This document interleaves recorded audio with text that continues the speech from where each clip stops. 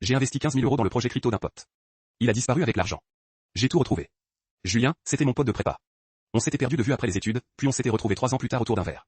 Il était devenu ingénieur blockchain, travaillait sur des projets innovants, parlait avec une aisance impressionnante de tokens, de smart contracts, de finances décentralisées.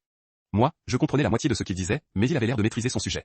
Un jour, il m'appelle avec un projet, une plateforme de staking qui promettait 12% de rendement annuel. Il me montrait des graphiques, des études de marché, des partenariats. Il me disait qu'il réservait l'entrée à quelques amis proches, qu'il voulait partager la chance. J'ai hésité, mais je me suis dit, c'est mon pote, il est intelligent, il a les compétences, il n'irait pas me mener en bateau. J'ai investi 15 000 €. Mes économies, celles que j'avais mises de côté pour un apport immobilier. Les 3 premiers mois, tout allait bien. Je recevais des rapports mensuels, des relevés de rendement, des messages rassurants de Julien. Puis les rapports ont commencé à arriver en retard. Puis plus du tout. Et un matin, mon téléphone a affiché un message qui a fait froid dans mon dos, Julien avait disparu de tous les réseaux. Compte supprimé, téléphone coupé, appartement vidé. J'ai porté plainte. La police a ouvert une enquête, mais pour une crypto, c'est la croix et la bénédiction, les transactions sont publiques, traçables, ineffaçables sur la blockchain.